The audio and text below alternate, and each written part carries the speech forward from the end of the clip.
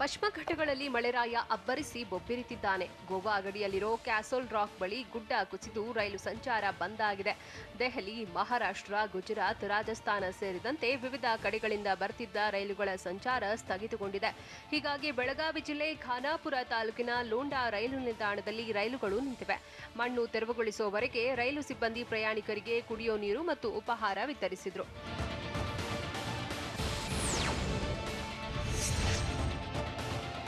ಮಹಾರಾಷ್ಟ್ರದಲ್ಲಿ ಮಳೆ ಆರ್ಭಟ ಜೋರಾಗಿದ್ದಕ್ಕೆ ವೇದಗಂಗಾ ನದಿ ಅಪಾಯದ ಮಟ್ಟ ಮೀರಿ ಹರಿತಿದೆ. ಮಳೆ ನೀರು ನುಗ್ಗಿ ಬೆಳಗಾವಿ ಜಿಲ್ಲೆಯಲ್ಲಿ ಸಾಲು ಸಾಲು ಅವಾಂತರಗಳಾಗಿವೆ. ಯಮಗರಣಿ ಗ್ರಾಮಕ್ಕೆ ವೇದಗಂಗಾ ನದಿ ನೀರು ನುಗ್ಗಿ 200ಕ್ಕೂ ಹೆಚ್ಚು ಮನೆಗಳು ಮುಳುಗಿವೆ. ಇದರಿಂದ ಗ್ರಾಮಸ್ಥರು ಸಾಮಗ್ರಿ ಮನೆಯಲ್ಲೇ ಬಿಟ್ಟು ಬಟ್ಟೆಗಳನ್ನು ತೆಗೆದುಕೊಂಡು ಮನೆಯಿಂದ ಹೊರಬಂದಿದ್ದಾರೆ.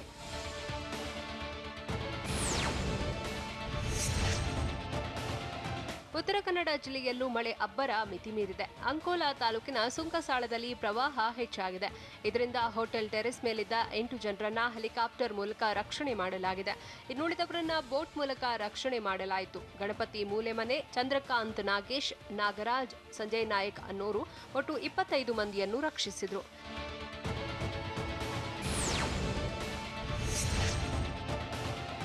ಮಲೆನಾಡು ಎಡೆಬಿಡದೆ ಮಳೆ ಸುರಿದಿದೆ. ಹಾಸನ ಜಿಲ್ಲೆ ಸಕಲೇಶಪುರ ತಾಲೂಕಿನ ಮಠಸಾಗರ ಹಣ್ಣಳ್ಳಿ ಸೇತುವೆ ಸಂಪೂರ್ಣ ಮುಳುಗಡೆಯಾಗಿದೆ. ಇದರಿಂದ ಗ್ರಾಮದ ಸಂಪರ್ಕ ಕಡಿತಗೊಂಡಿದ್ದು ಜನರು ಪರದಾಡಿದ್ರು.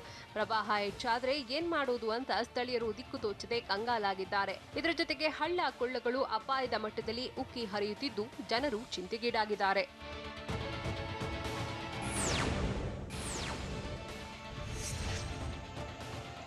ಚಿಕ್ಕಮಗಳೂರು ಜಿಲ್ಲೆ ಕೊಪ್ಪ ತಾಲೂಕಿನ ಸಿದ್ದರಮಠದಲ್ಲಿ ಭಾರೀ ಮಳೆಯಿಂದ ಕಾಲು ಸೇತುವೆ ಕೊಚ್ಚಿಕೊಂಡು ಹೋಗಿದೆ. ಕಾಲು ಸೇತುವೆ ಕೊಚ್ಚಿ ಹೋಗಿದ್ದಕ್ಕೆ ಸಿದ್ದರಮಠ ಹಾಗೂ ಸೇರ್ಗಾರ್ ಗ್ರಾಮಗಳ ಸಂಪರ್ಕ ಕಡಿತಗೊಂಡಿದೆ. ಇದರಿಂದ ಜನರು ಪರದಾಡ್ತಿದ್ದು ಮಳೆಗೆ ಸಿಲುಕಿ ಜನಜೀವನ ಸಂಪೂರ್ಣ ಅಸ್ತವ್ಯಸ್ತವಾಗಿದೆ.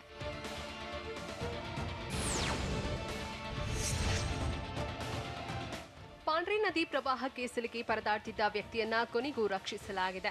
ಬೆಳಗಾವಿ ಜಿಲ್ಲೆ ಖಾನಾಪುರ ತಾಲೂಕಿನ ಲೋಂಡಾದ ಗಣಪತಿ ಪ್ರವಾಹಕ್ಕೆ ಸಿಲುಕಿ ತನ್ನನ್ನ ರಕ್ಷಣೆ ಮಾಡುವಂತೆ ಅಂಗಾಲಾಚುತ್ತಿದ್ದಾನೆ. ಬೆಳಗ್ಗೆಯಿಂದ ಪರದಾಡ್ತಿದ್ದ ಗಣಪತಿಯನ್ನ ಫ್ಲೈ ಕ್ಯಾಚರ್ ಅಡ್ವೆಂಚರ್ ತಂಡ ರಕ್ಷಣೆ ಮಾಡಿದೆ. ಇನ್ನೊಂದು ಅಡಿ ನೀರು ಬಂದಿದ್ರೆ ಗಣಪತಿ ನೀರಿನಲ್ಲಿ ಕೊಚ್ಚಿ ಹೋಗ್ತಿದ್ದ.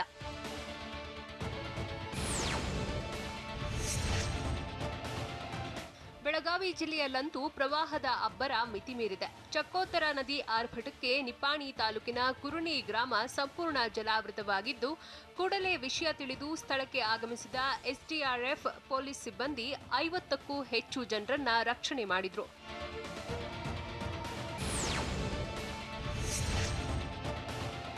ಮಲೆನಾಡಲ್ಲಿ ಮಳೆ ಆರ್ಭಟ ಹೆಚ್ಚಾಗಿ ಹಲವು ಗ್ರಾಮಗಳು ದ್ವೀಪದಂತಾಗಿವೆ.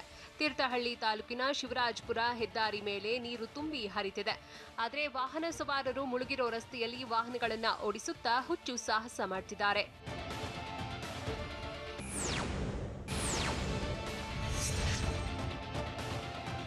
ಕೊಡಗು ಜಿಲ್ಲೆಯ ಪೊನ್ನಪೇಟೆ ತಾಲೂಕಿನಲ್ಲಿ ಭಾರಿ ಮಳೆಯಾಗ್ತಾ ಇದ್ದು ಜನಜೀವನ ಅಸ್ತವ್ಯಸ್ತವಾಗಿದೆ. ಹರಿಹರ ಕಾನೂರು ರಸ್ತೆ ಮೇಲೆ ಮಳೆ ನೀರು ಹರಿತಾ ಇದ್ದು ಈ ಭಾಗದ ಸಂಪರ್ಕ ಕಡಿತಗೊಂಡಿದೆ. ಭಾರಿ ಮಳೆಯಿಂದಾಗಿ ಸಾವಿರಾರು ಎಕರೆ ಕೃಷಿ ಭೂಮಿ ಜಲಾವೃತವಾಗಿದ್ದು ರೈತರ ಬೆಳೆ ನಷ್ಟವಾಗಿದೆ.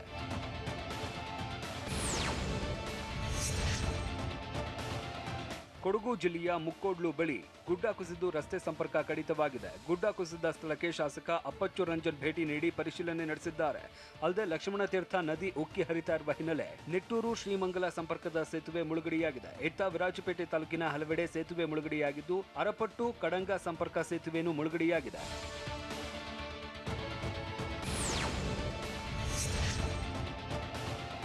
ಬಾಗಲಕೋಟೆ ಜಿಲ್ಲೆಯಲ್ಲಿ ಘಟಪ್ರಭಾ ನದಿ ಅಪಾಯದ ಮಟ್ಟ ಮೀರಿ ಹರಿತಾ ಇದ್ದು ಢವಳೇಶ್ವರ ಬಳಿಯ ಘಟಪ್ರಭಾ ಸೇತುವೆ ಜಲಾವೃತಗೊಂಡಿದೆ. ಢವಳೇಶ್ವರ ಗ್ರಾಮದಿಂದ ಬೆಳಗಾವಿ ಜಿಲ್ಲೆ ಮೂಡಲಗಿ ತಾಲೂಕಿನ 10 ಹಳ್ಳಿಗಳಿಗೆ ಸಂಪರ್ಕ ಸೇತುವೆ ಇದಾಗಿದೆ. ಸೇತುವೆ ಜಲಾವೃತ ಹಿನ್ನೆಲೆ ಢವಳೇಶ್ವರ ಹಾಗೂ ಮೂಡಲಗಿ ಭಾಗದ ಹಳ್ಳಿಗಳ ಸಂಪರ್ಕ ಕಡಿತಗೊಂಡಿದೆ.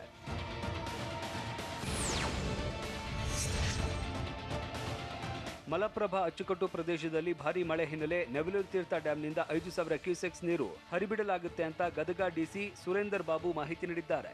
ಜಲಾಶಯದಿಂದ ನೀರು ಬಿಡುಗಡೆ ಹಿನ್ನೆಲೆ ನರಗುಂದ ತಾಲೂಕಿನ ಕೆಲ ಗ್ರಾಮದಲ್ಲಿ ಪ್ರವಾಹ ಭೀತಿ ಎದುರಾಗಿದೆ.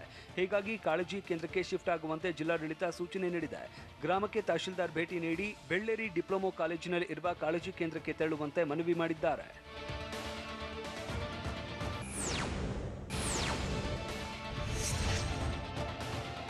ರಾಜ್ಯ ರಾಜಕೀಯದಲ್ಲಿ ಸಂಚಲನ ಸೃಷ್ಟಿಸಿರೋ ಸಿಎಂ ಬದಲಾವಣೆ ವಿಚಾರಕ್ಕೆ ಸದ್ಯ ಪುಷ್ಟಿ ಸಿಕ್ಕಿದೆ. ಸಿಎಂ ಬಿಎಸ್ವೈ ಕುರ್ಚಿಯಿಂದ ಕೆಳಗಿಳಿಯುತ್ತಿರೋ ಬಗ್ಗೆ ಮತ್ತೊಮ್ಮೆ ಸುಳಿವು ನೀಡಿದ್ದಾರೆ. ಜುಲೈ 25ರವರೆಗೆ ಮಾತ್ರ ಮಳೆ ಹಾನಿ ಬಗ್ಗೆ ಪರಿಶೀಲಿಸುವಂತೆ ಗೋವಿಂದ ಕಾರಜೋಳಗೆ ಸಿಎಂ ಸೂಚನೆ ನೀಡಿದ್ದಾರೆ. ಈ ಮೂಲಕ ಜುಲೈ 25ರವರೆಗೆ ಮಾತ್ರ ನನ್ನ ಅವಧಿ ಅಂತ ಸಿಎಂ ಪರೋಕ್ಷ ಸುಳಿವು ನೀಡಿದ್ರಾ ಅನ್ನೋ ಅನುಮಾನ ಶುರುವಾಗಿದೆ.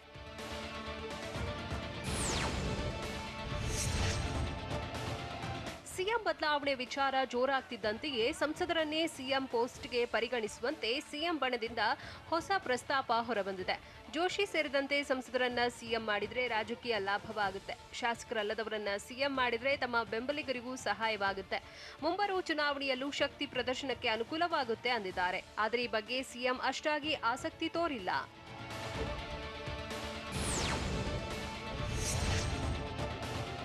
ದಲಿತರನ್ನ ಸಿಎಂ ಮಾಡಲಿ ಅಂತ ಸವಾಲಾಗಿರೋ ಸಿದ್ದರಾಮಯ್ಯ ವಿರುದ್ಧ ಈಶ್ವರಪ್ಪ ಕೆಂಡಾಮಂಡಲರಾಗಿದ್ದಾರೆ. ರಾಜ್ಯದಲ್ಲಿ ಹೆಚ್ಚು ಕಾಂಗ್ರೆಸ್ ಆಡಳಿತ ನಡೆಸಿದೆ. ಹಾಗಾದ್ರೆ ಈವರೆಗೆ ಕಾಂಗ್ರೆಸ್ ಎಷ್ಟು ಜನ ದಲಿತರನ್ನ ಸಿಎಂ ಮಾಡಿದೆ?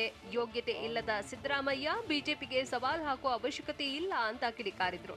ಜನ್ಮದಲ್ಲಿ ಕಾಂಗ್ರೆಸ್ ಅಧಿಕಾರಕ್ಕೆ ಬರಲ್ಲ, ಇನ್ನು ಅವರು ದಲಿತರನ್ನ ಸಿಎಂ ಮಾಡೋ ಪ್ರಶ್ನೆ ಉದ್ಭವಿಸಲ್ಲ ಅಂತ ಈಶ್ವರಪ್ಪ ಹೇಳಿದ್ರು.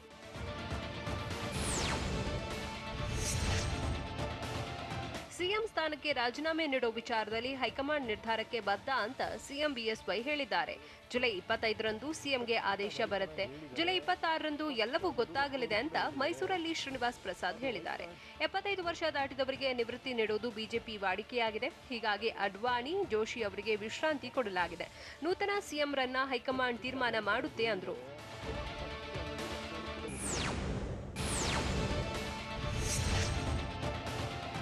ನಾನು ಬಿಎಸ್ ಯಡಿಯೂರಪ್ಪ ಕ್ಯಾಂಪ್ ಬದಲಾಯಿಸಿಲ್ಲ. ಮಂತ್ರಿ ಸ್ಥಾನಕ್ಕೆ ಲಾಬಿ ಮಾಡಲು ನಾನು ದೆಹಲಿಗೆ ಬಂದಿಲ್ಲ ಅಂತ ಬಿಜೆಪಿ ಶಾಸಕ ಎಂಪಿ ರೇಣುಕಾಚಾರ್ಯ ಹೇಳಿದ್ದಾರೆ. ಕ್ಷೇತ್ರದ ಅಭಿವೃದ್ಧಿ ಕೆಲಸಕ್ಕಾಗಿ ದೆಹಲಿಗೆ ಬಂದಿದ್ದೇನೆ. ರಾಜ್ಯದ ಕೇಂದ್ರ ಸಚಿವರು ಉಸ್ತುವಾರಿ ಅರುಣ್ ಸಿಂಗ್ ಭೇಟಿ ಮಾಡಿ ಮಾತುಕತೆ ನಡೆಸಿದ್ದೇನೆ. ಆದರೆ ಯಾವ ವಿಚಾರದ ಬಗ್ಗೆ ಮಾತನಾಡಿದ್ದೇನೆ ಎಂದು ಹೇಳಲ್ಲ ಅಂತ ರೇಣುಕಾಚಾರ್ಯ ಹೇಳಿದ್ರು.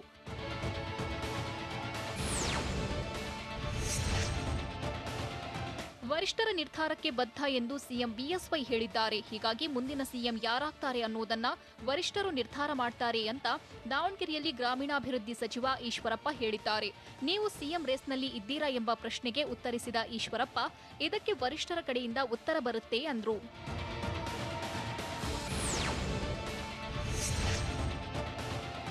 ಸಿಎಂ ಸ್ಥಾನದಿಂದ ಬಿಎಸ್ವೈರನ್ನ ಕೆಳಗಿಳಿಸಬಾರದು ಅಂತ ತುಮಕೂರಲ್ಲಿ ಚಿಕ್ಕ ತೊಟ್ಟುಕೆರೆ ಮಠದ ಅಟವಿ ಶಿವಲಿಂಗ ಶಿವಾಚಾರ್ಯ ಸ್ವಾಮೀಜಿ ಹೇಳಿದ್ದಾರೆ. ಕರ್ನಾಟಕದಲ್ಲಿ ಬಿಜೆಪಿ ಅಧಿಕಾರಕ್ಕೆ ಬರಲು ಬಿಎಸ್ವೈ ಕಾರಣರಾಗಿದ್ದಾರೆ. ಅವರನ್ನ 2 ವರ್ಷ ಅಧಿಕಾರ ಮಾಡಲು ಬಿಡಬೇಕು. ಸದ್ಯ ಸಿಎಂ ಸ್ಥಾನದಿಂದ ಇಳಿಸಬಾರದು ಅಂತ ಒತ್ತಾಯಿಸಿದ್ರು.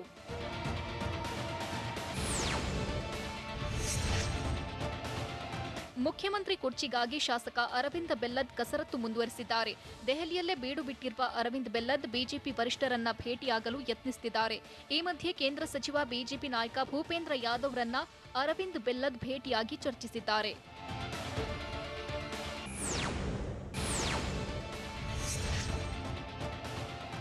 ಉದ್ಯಮಿ ರಾಜ್ ಕುಂದ್ರಾ ಪೊಲೀಸ್ ಕಸ್ಟಡಿ ವಿಸ್ತರಣೆಯಾಗಿದೆ. ಬ್ಲೂ ಫಿಲ್ಮ್ ದಂಧೆ ಆರೋಪದ ಅಡಿಯಲ್ಲಿ ಬಂಧಿಸಲಾಗಿರುವ ರಾಜ್ ಕುಂದ್ರಾರನ್ನ ಜುಲೈ 27ರವರೆಗೆ ಪೊಲೀಸ್ ಕಸ್ಟಡಿಗೆ ನೀಡಿ ಮುಂಬೈನ ಮ್ಯಾಜಿಸ್ಟ್ರೇಟ್ ಕೋರ್ಟ್ ಆದೇಶ ಹೊರಡಿಸಿದೆ.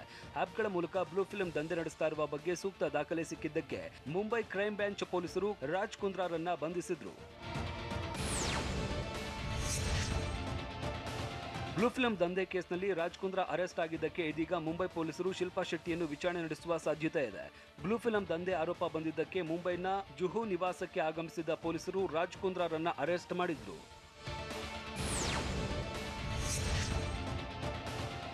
ಮಹಾರಾಷ್ಟ್ರದ ರಾಜ್ಗಢದಲ್ಲಿ ಭೀಕರ ದುರಂತವೊಂದು ನಡೆದಿದೆ. ರಾಜ್ಗಢದಲ್ಲಿ ಭೂಮಿ ಕುಸಿದು 36 ಜನ ಸಾವಿಗೀಡಾಗಿದ್ದಾರೆ. ಎನ್ಡಿಆರ್ಎಫ್ ಸಿಬ್ಬಂದಿ 32 ಜನರ ಮೃತದೇಹಗಳನ್ನು ಹೊರತೆಗೆದಿದ್ದಾರೆ. ಇನ್ನು ಬದುಕಿದ್ದ 15 ಮಂದಿಯನ್ನು ರಕ್ಷಿಸಲಾಗಿದೆ. ಮಹಾರಾಷ್ಟ್ರದ ರಾಯ್ಗಢದಲ್ಲಿ ಭೂಮಿ ಕುಸಿದು 36 ಜನ ಕುಟುಂಬಗಳಿಗೆ ತಲಾ 2 ಲಕ್ಷ ಪರಿಹಾರ ನೀಡುವುದಾಗಿ ಪ್ರಧಾನಿ ಮೋದಿ ಘೋಷಿಸಿದ್ದಾರೆ.